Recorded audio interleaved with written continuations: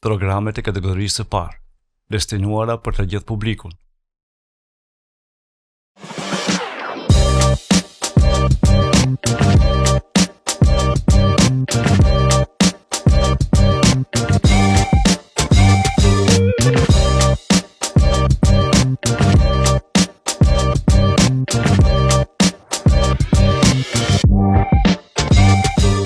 Teleshikues të nderuar, mirëmbrëma, jemi edhe sot me mua Hapina Shirifeni në emisionin ton Mesnesh.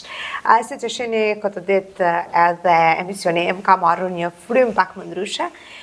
Sot si të ftuar kam nderin dhe kënaqësinë të kem gazetarin e njohur Ilyas Abazin, njëherë gjithashtu është edhe këshilltar komunal dhe si dhe kryetari Alternativës dhe Degës në Likov. Zotëri, mirë se ardhët.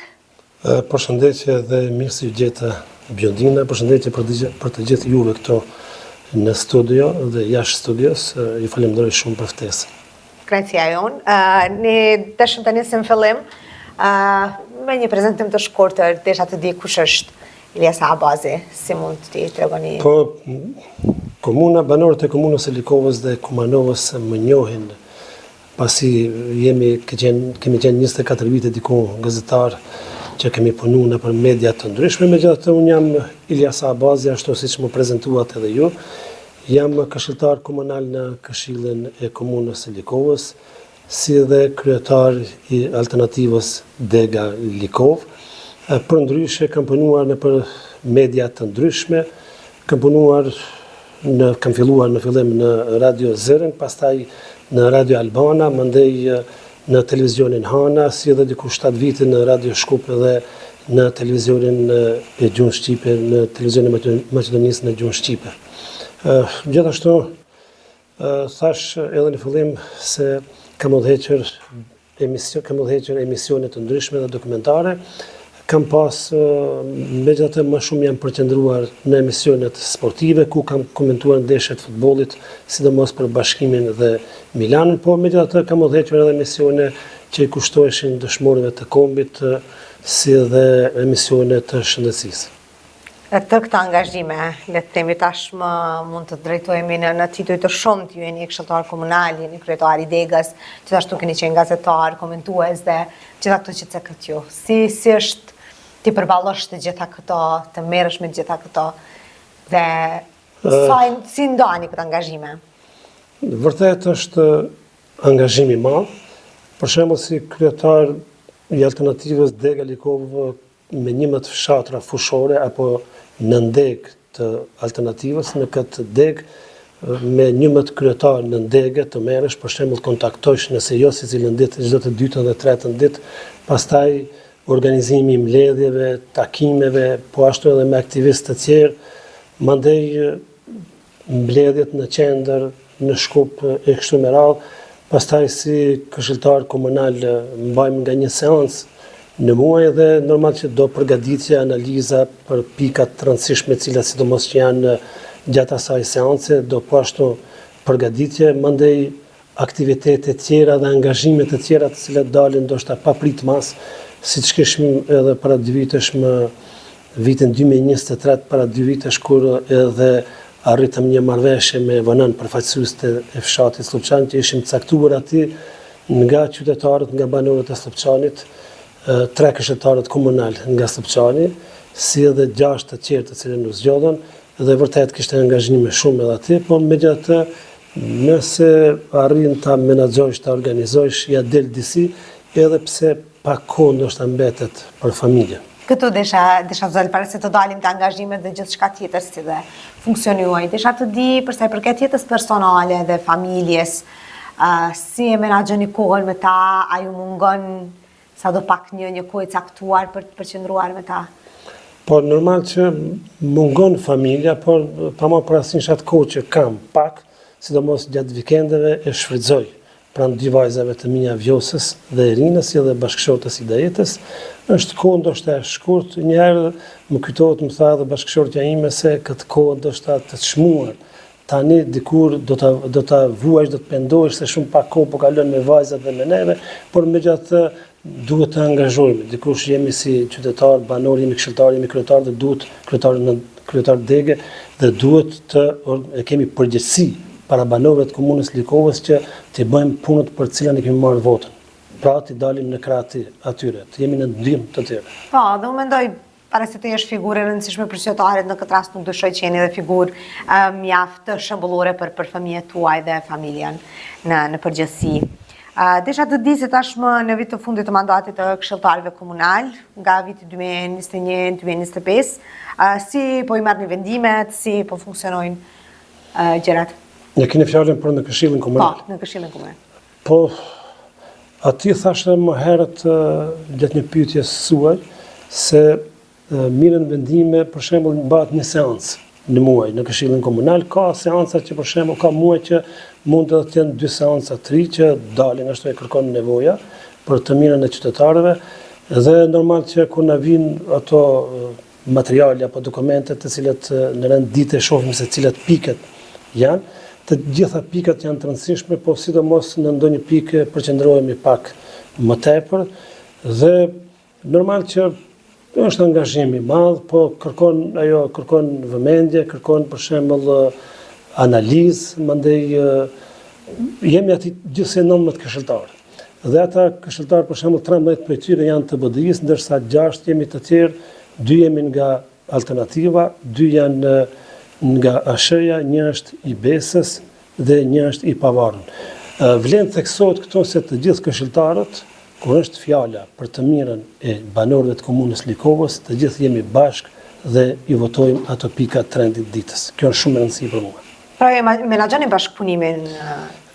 Normal ne thashëm herët se jemi të zgjedhurit e popullit dhe Këshilli Komunal unë e shoh sikur se kuvendin e Maqedonisë, ashtu siç janë deputetët atje, ne jemi këshilltarë në komunën e Likovës apo pa marrë parasysh këshilltarët e komunave tjera, pra ne duhet të veprojmë ashtu siç veprojnë ato atje dhe jemi shumë të rëndësishëm këto kur marrim vendime. Prandaj edhe thash edhe më herët se jemi të zgjedhurit e popullit dhe duhet jemi të kujdesshëm kur gjatë votimit, pa marrë parasysh se janë numrat ndoshta që votohet ajo pikë, po është shumë mirë kur votojmë të gjithë së bashku.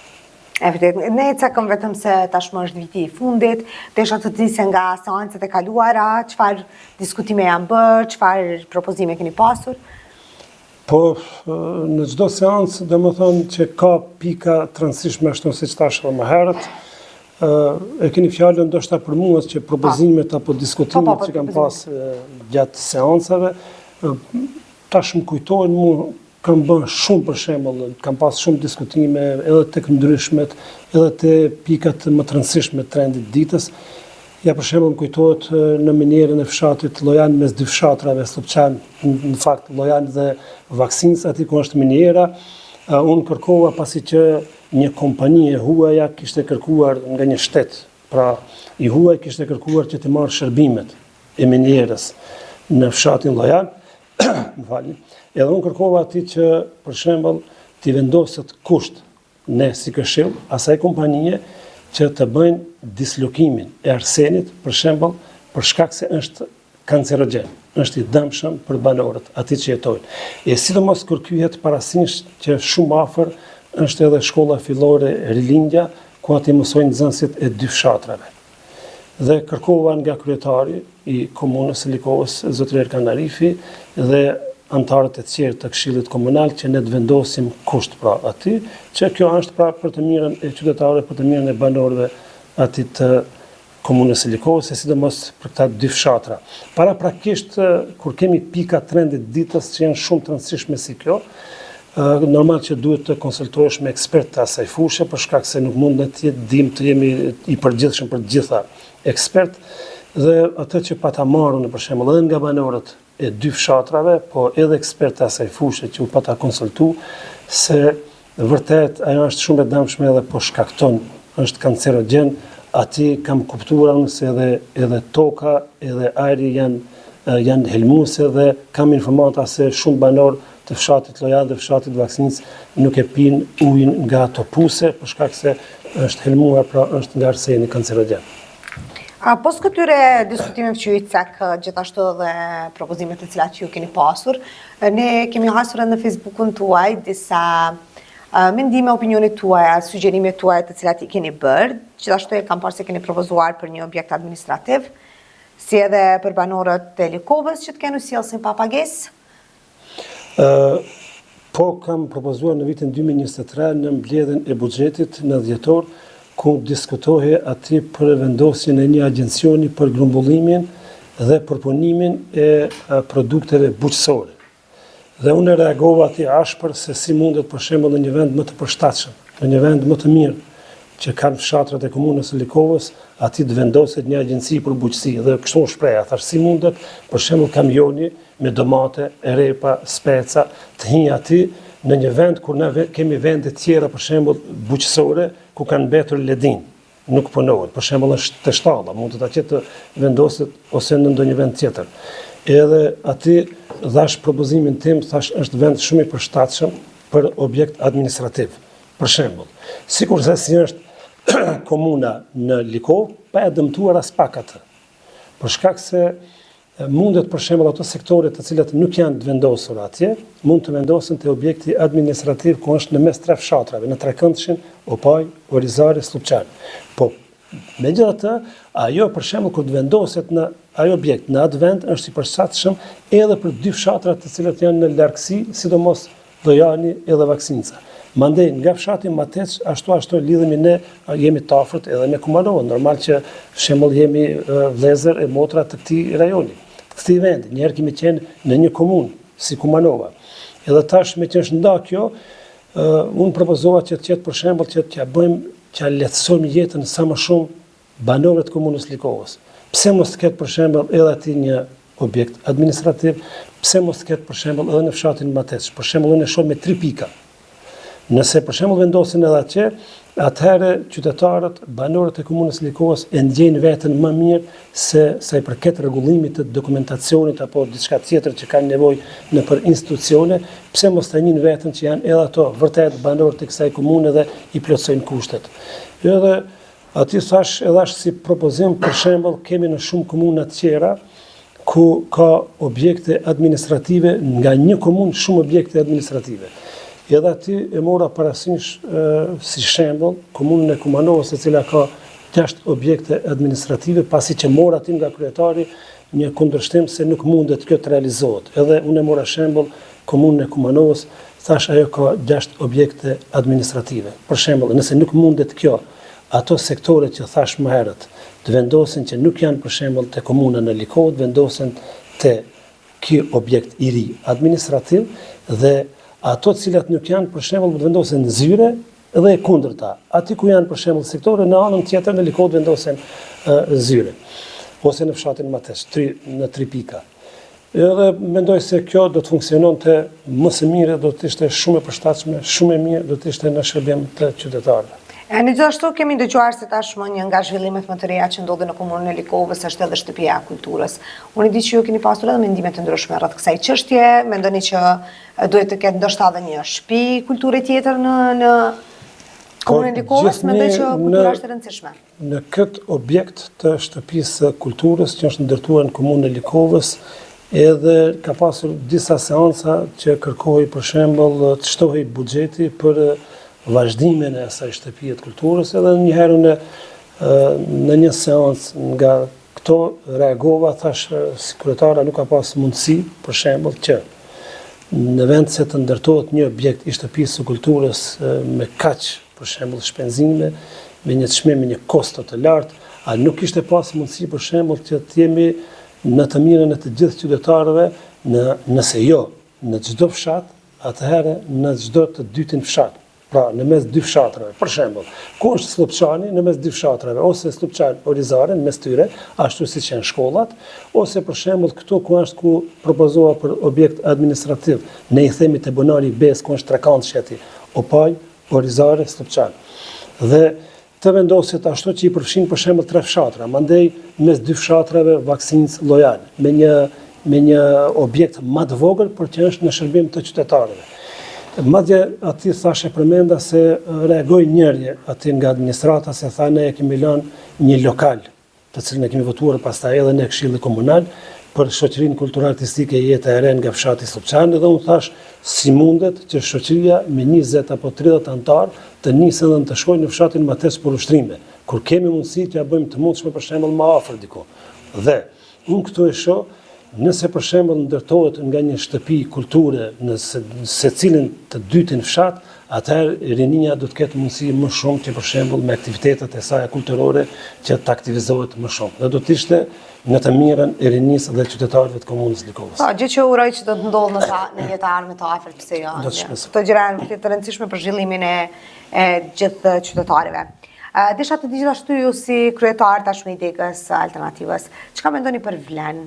A ka investuar mjaftueshëm ose a ka pasur ndonjë investim deri tani gjatë kohës që jeni? Vlen ka investuar në 3 objekte të cilat për shembull janë përgatitur nga administrata dhe normal që kemi votuar edhe ne Këshilli Komunal kemi dhënë pëlqim. Objekti apo terreni sportiv në fshatin Ropalës, pastaj rregullimi i shtratit të lumit në fshatin Orizare, si dhe tash që po bëhet rikonstruimi i rrugës Orizare-Slupçan apo Anasjeltas. Po nuk është vetëm kjo, edhe Ministria e Sportit, aty ku është zëvendës Ministre e Sportit zonja Safia Sadiku, pa lëshuar kërkesë, pa aplikuar klubet sportive, kanë marrë mjete financiare, vetëm janë paralajmëruar udhëhecit e klubeve se do të marrin mjete financiare në konton tuaj, këtyre dyteve do të kalojë një shumë e mjeteve, ku deri më tani nuk e kemi bërë dhe të mendoj opinioni, nuk e kemi informuar se nga sa kanë marrë, po unë do të thoja për shembull klubet e futbollit kanë marrë diku nga 500.000 denar apo mbi 8.000 euro, ndërsa klubet e karates kanë marrë nga 400.000 denar apo nga 7.000 euro, si edhe klubet e shahut kanë marrë nga 300.000 denar apo 5.000 euro. Ato klube sportive të cilat kanë mbetur jashtë kësaj përfshirje, pra nuk janë përfshin, do të përfshihen shumë shpejt në të ardhmen, pra edhe ato do të marrin. Ju po i përmendni tërë këto zhvillime, tërë këto investime, gjithashtu zhvillimet të ardhshme të cilat kanë për të bërë. Me bëni prapë hasemi me një problematik mjaft të madhe dhe mjaft reale, cila po ndodh ditëm shumë është në rritje ikja e qytetarëve, sidomos të rinjve, gjë që është mjaft shqetësuese dhe e rëndësishme për neve.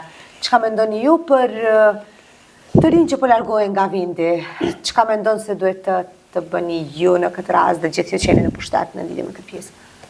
Në rand parë, mërgëmtarët të cilët tashmë po i afrohet pushimi atyre të vinë në vendlindje, ne si banorët komunës Likovës dhe ne si këshilltar, po edhe si kryetar Degën, përgjithësi, duhet të organizohemi që të presim ata se është më së miri në vendlindje për shkak se secili prej nesh kemi dikën atje. Nëse nuk kemi ndonjë antar të familjes, kemi ndonjë farefis. Dhe rruga e Kurbetit është shumë e dhënshme. Tash e thatë edhe ju, se sidomos viteve të fundit, shumë të rinj e të reja kanë marrë rrugën e Kurbetit për një jetë më të mirë atje. Dhe unë e shoh shumë të dhënshme. Shumë e shoh të dhënshme për shkak se tash po zbrazet vendi këtu, dhe nëse vazhdon të kështu të zbrazet, të boshadiset vendi, shumë shtëpi vetëm tani kemi të mbyllura. Dhe kanë mbetur në disa vetëm prindërit, pleqt, kanë mbetur komuna shumë me pleqt. Edhe tani, edhe ata pleqt apo prindër që kanë mbetur këtu, i shifni edhe ju vetë, jetojmë këtu bashkë në këtë komunë, e shifni se cili prej tyre 2 muaj 3 shkon atje te vajza ose djali në Gjermani më shumë të viteve të fundit, po edhe në Zvicër edhe vendeve të tjera. Dhe pastaj kthehet këtu 2 muaj 3, më prapë shkojnë atje që është shumë jetë e vështirë.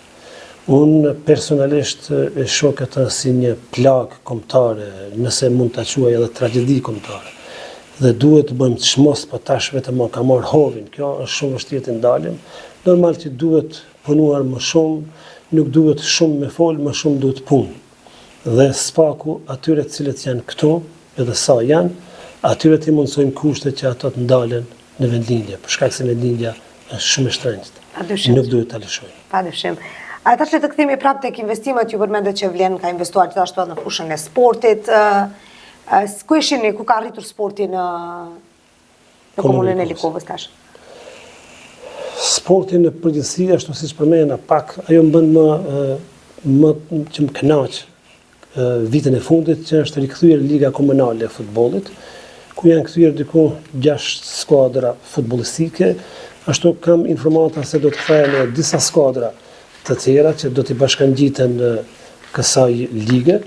Mirë po, duhet ta theksojmë atë se me krenari dhe denjësisht po në profesion klubi skuadra futbollit Besa nga fshati Slopçani, e cila garon është themeluar diku në vitin 1990, vetëm një vit dy ka garuar nga rango, për shembull B ka kaluar në rangon A, pastaj ka qenë prej atëherë në ligën e tretë, përpos një vit në vitin 1998 Besa me rezultatet e saj kulminante arriti që ta fitoj titullin e kampionit dhe të inkuadrohet në ligën e dytë të Maqedonisë në futboll, mirë po për shkak të kushteve të vështira që kishte që nuk pranoheshte stadiumi në Slopçan dhe ndeshjet është dashur të zhvilloj në stadiumin e qytetit në Kumanov dhe pas një viti ajo prap u kthye në ligën e tretë, mirë po tash kohëve të fundit, vitin e fundit, tash është rregulluar me barje artificial terreni i futbollit që stadiumi mban emrin e dini, emrin e dëshmorit më të ri të kombit Abdulmexhid Shahini dhe po mendojmë se ndoshta në një tarme shumë të shpejt do të rregullohen edhe tribunat e stadiumit dhe do të kompletohet stadiumi. Por nuk janë vetëm këto, ka edhe klube të karates, për shembull është Besa e Slopçanit, ku është trajner aty trajneri Abedin Zimberi, si edhe klubi karates Rinia në fshatin Mateç, pastaj kemi shkollat e futbollit, në shkolla e futbollit Rinia në Mateç, kemi klubin e futbollit në Likov Karadaku, e kështu me radhë. Janë edhe shkolla të tjera të futbollit, ka sportistë individual të cilat kanë arritur shumë dhe edhe komuna këtu jep një farë mbështetje, po edhe ne si jemi tash pjesë e qeverisë, duhet të investojmë më shumë dhe të japim hapësirë, të japim mundësi rinjës që për shkak se jo rastësisht thuhet se sporti është ambasador i kombit. Pra na prezantojnë denjësisht ata neve jashtë komunës, po edhe jashtë vendit, jashtë Maqedonisë, në përgjithësi si shqiptarë. Patyshim që po.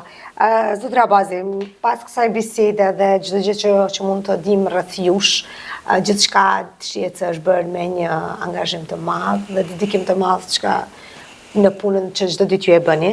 Desha të di nëse pas kësaj, padyshim që fshihet edhe lodhja dhe sakrifica, po ju, a ndjeni të lumtur pas?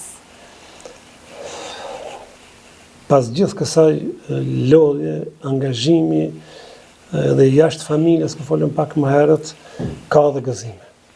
Personalisht unë gëzohem shumë, kur dikush kërkon ndihmë, për shembull prej meje me ato mundësitë që kam, për shembull në për institucione, apo ku punoj, mundohem që t'ja kryej dikuj një punë të mirë.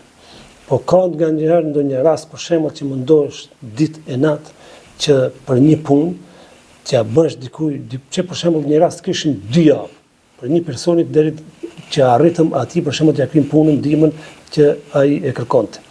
Mi po ka raste për shembull që edhe me muaj mundohesh nuk mundesh me kryej, atëherë ndjej veten shumë keq, se s'ka mund, nuk kam arritur për shembull të ndihmoj atij, ndërsa kur arrin dikujt të bësh diçka, ta bësh një vepër të mirë, ti dilesh në ndihmë, një vëllaut ose një motre, nuk ka magazin për mua. E bëj gjumin shumë rehat natën. Fle, qetë, jam i gëzuar, i lumtur. Dhe e lut Zotin në mëngjes, çdo ditë kur zgjohem që o Zot mundsoma që të bëj vetëm vepra të mira ndaj banorëve të komunës Likovës e më gjerë. Dhe uroj që këto vepra të vlerësohen dhe të dihen nga çdo kush që mundoni të ndihmoni. Dhe si përfund desha të di që ka zëra gjithashtu, ku po flitet. Para se pesho se jeni afruar afër përmbylljes, harrova të cek edhe kishim një storie një herë, arritëm që televizioni juaj Lora Zinuni dhe Suati, arritëm për urët e kisha një propozim në një seancë propozohen nga kryetari Erkan Arifi që nëse ka mundësi për shembull të inspektohen urat në komunën e Likovës, e sidomos 2 urat në fshatin Llopat, e në veçanti ura e parë, aty ku shkon nga komuna e Likovës për Kumanov. Edhe kërkuan nga ai për shkak se në një konsultim apo me njerëz të persona të kësaj fushë ekspert, kuptova, po edhe nga ajo që tashmë ke në internet, kuptova se urat duhet inspektohen së paku një herë në vit. E sidomos pas tërmeteve dhe vërshimeve duhet ato vazhdimisht të kontrollohen.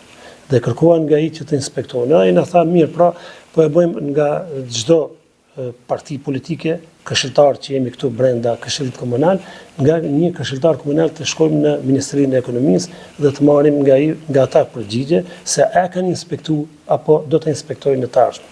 Nuk mora më përgjigje nga kjo. nga kjo kërkesë imja. Megjithatë, aty më kujtohet se thash ne kemi për shembull edhe shumë arkitekt dhe inxhinier që tani kemi numër që nuk janë kur do thotë të mjaftueshëm, por kemi mjaft në komunën e Likovës, që nëse jo ashtu Ministria e Ekonomisë, atëherë mund dhe ne të organizojmë pra vetë si Këshill Komunal dhe me kryetarin si komunë që të inspektojmë ato ura. Kjo më kujtohet një, edhe tjetër në para pak kohësh, para disa muesh më duket, tash gjatë këtij viti, banorët e fshatit Likovë kërkuan që ujësjelsin ta kenë kyçen pa pagesë. Dhe aty unë reagova në rrjetin social në Facebook që i dhash mbështetje të plotë atyre dhe u deklarova kështu pasi që thash ujësjelsi ka kaluar përtej kufive të Kumanovës. Edhe thash pse mos ta kenë fshati Likovë dhe komuna e Likovës, por në këtë rast bëjë fjalë për Likovën që spaku ky fshat ta ketë pa pagesë kyçen, bile u shpreha, thash kur rrezikun e kemi mbi kokë, spaku ta kenë një shpërblim këto banor të fshatit Likovë. Ndërsa më herët në një seancë të kaluar, aty kërkova nga kryetari dhe nga Këshilli Komunal pse për shembull që ne si Këshill Komunal të kërkojmë nga qeveria që nëse ka mundësi të ndajë edhe një buxhet shtesë që banorët komunës Likovës t'ia bëjmë një çmim më të volitshëm. Pra, nëse është 21.500 denar, të bëhet të jetë diku 350 euro, të jetë diku një çmim pak më i përshtatshëm, për shembull 100 ose 150 euro, apo varësisht për mjeteve cilat merr nga qeveria. Po realisht qytetarët ose banorët e komunës së Likovës ankohen për këtë gjë dhe janë në hall për pjesën e ujit, shkaku që nuk është edhe konvenueshme për të gjithë, ndoshta për atë arsye edhe disa procese po vonojnë. Ju i ndërlidhet shumë mirë bisedën, fjalët e fundit me atë siç ka dua të pyesën. Tërë këto ide, tërë këto sugjerime dhe tërë këtë vizion që ke për komunën e Likovës, desha të di, edhe nga zërat që kemi dëgjuar, se a do të kandidoni për kryetar të komunës së Likovës? Kjo pyetje më është gjatë jetës kështu, më është parashtuar shumë edhe nga qytetarët, po edhe nga vetë juve këto kolegët e juaj këtu brenda që punoni bashkë. Tash unë kam kërkesa nga viti 2021 që të pranoj të kandidoj për kryetar të komunës në Likovë. Kam kërkesë nga shumë qytetarë edhe nga partia politike. Mirë po, unë normal që duhet të konsultohem, bëj analiza pak më të forta në parë me familjen, pastaj edhe me rrethin më të gjerë se sa mbështetesh për shembull, edhe nga Vleni. Megjithatë, Vleni ka aktivist, ka kandidat të cilët janë vërtet janë përgatitur dhe janë për të gjitha eshalonet që mund ta udhëheqin komunën shumë mirë. Edhe tash unë plotësisht pajtohem me atë që vendosin Vleni në qendër, për shkak se tash më madh të jemi një parti politike nga 4 që jemi të koalicionit dhe në zgjedhje do të him bashk, prej zgjedhje do dalim bashk dhe 4 do të shkrihemi ashtu tani për tani siç janë ato propozimet, idetë, mendimet edhe nga qendra se ne do të vazhdojmë të udhëheqim si një parti politike. Andaj unë e çmoj shumë cilën do kandidat ta vlerësojnë qendra dhe këto degët bashkë, 4 degët për momentin që jemi të Vlenit, e vlerësoj lart dhe jap mbështetje të plot ai i cili kandidat. Dhe unë më të mirën për ju dhe çdo kohë që do të kandidoj. Faleminderit shumë për kohën që ndat me mua sot, ishte kënaqësi t'ju kem në studio. Mund të falenderoj juve shumë Biondina, falenderoj edhe Vlorën që ka moti më bën ftesë që mysafir këtu, falenderoj edhe Suatin, kam mbështetjen tuaj të plot, edhe prej neve, Këshillit Komunal, po edhe prej mua, çka ka nevojë dhe çka mundim ne që ndihmojmë juve, gjithnjë do të jemi në shërbimin tuaj. Faleminderit shumë. Jam mirënjohës për këtë ftesë. Faleminderit televizionistë të nderuar, kjo ishte tëra që unë kisha përgatitur për juve sot. Bashkë me mua do të shihemi herën tjetër.